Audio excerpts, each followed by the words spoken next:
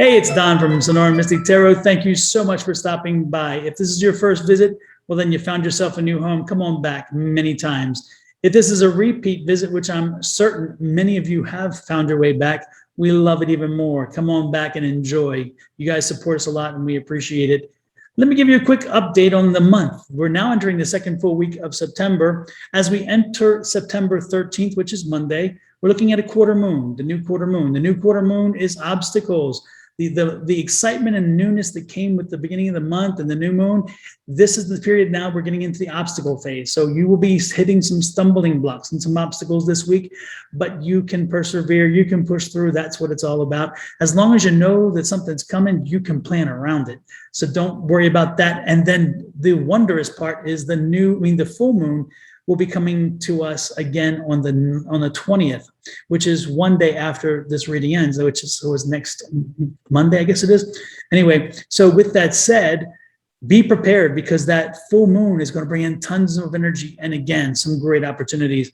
I'll be filling you in on those as time goes by.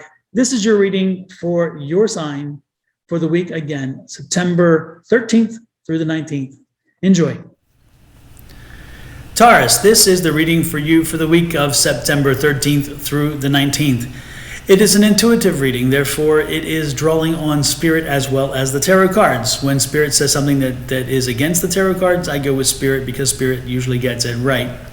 Additionally, it's a general reading. Take what resonates with you, leave what doesn't behind. Let somebody else have that one. With that said, I have already shuffled the deck. I've already laid the spread and I have meditated on the reading. So this is what is in store for you for the week of September 13th through the 19th. First of all, you are comfortable. Financially, you're set. Your life is good. No complaints. Not many, well, we all have complaints, but not many complaints. Life is pretty good for you right now. You know, the one thing that you love is the stability. You love finally having stability. Apparently, you went through a period not so long ago where things were a bit rocky and all things were going crazy, but you have finally reached that zen, that stable environment, and you're liking it. You know, again, the Five of Cups was here. There was a period when you were looking at the other side and saying, I like that, I want that, I was wanting that for me. Well, you've gotten it, but it's not what you thought. It's even better because what you thought was like this imaginary image. Now that you've actually hit and attained that power, that position, that money, that confidence, that comfort, you're realizing this is even better because it is a place that makes me feel very relaxed and comfortable. So again, you're in a good place. Taurus, you're in a very good place this week. And it's interesting here because the Hierophant is here. The Hierophant is saying that there may be a contract coming, there may be an opportunity that is presented to itself, and you have to commit to something. Before you commit to something, again, you're going to have choices. Do you do it or do you not do it? The reason that you have to think about why you should or shouldn't do this, whatever this obligation is, and again, usually it's in this situation, it's an obligation a friend is asking you to do. A friend is trying to commit you to do something, and they want you to do something to help them or to help a community or something, but there's some strife involved. There's some combat, there's some internal conflict that you need to know about because you may not be wanting to bite off this conflict. You know, their organization may have some internal problems. There also may be some things you don't know about that organization. So before you make that commitment, before you decide to help, we all want to help. Don't get me wrong. I want you to help as well. But the question you always ask yourself is this the right way to help? And is this the right organization to help with? You know, again, you have many options, but when the friend comes to call, sometimes you want to help them.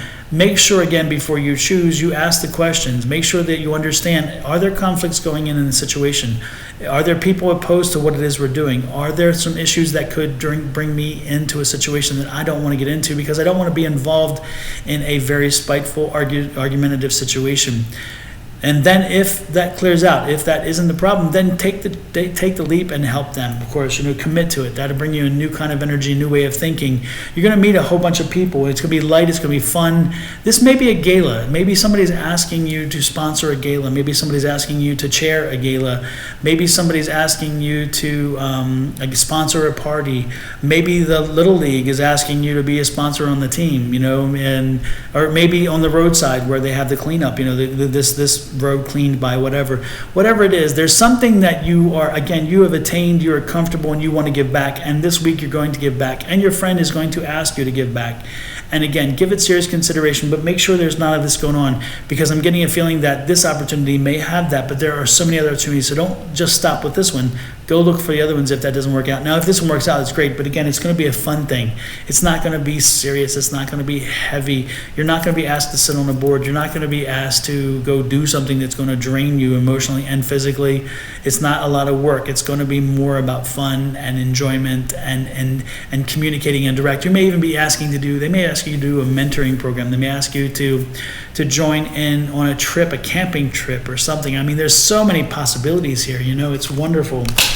We have the Ten of Wands. Again, we're bringing this completion. It's going to bring a completion. It's making the ten of the King of Pentacles. It makes the King of Pentacles complete by saying, we're bringing fruition to this work and this effort. It's wonderful. Love it. The Empress. Again, this is a new idea, a new concept, something you hadn't thought about, and don't dismiss it because you hadn't thought about it. Embrace it because it could be wonderful. Again, the World card.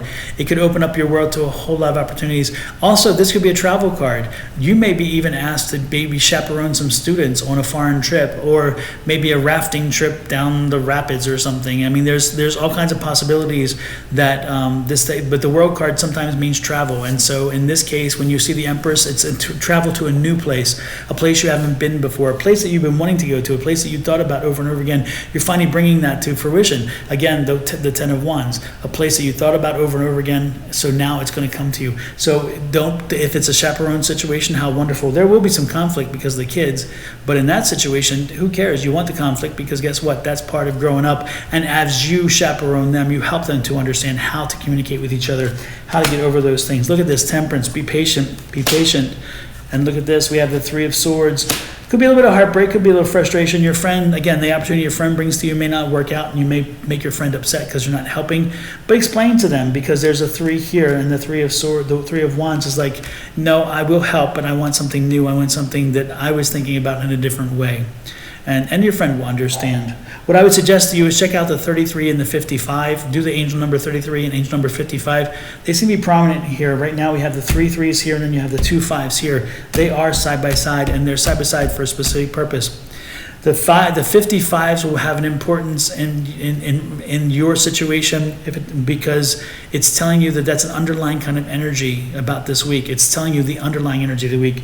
And then the moving forward, the energy moving you forward this week will be the 3-3. So check those out. I'm curious to see how they fit in your reading, but they will be impactful in your reading. That is what we have in store for you. Again, take the opportunity, give back, don't be afraid to help, and put yourself out there. Just make sure you choose wisely.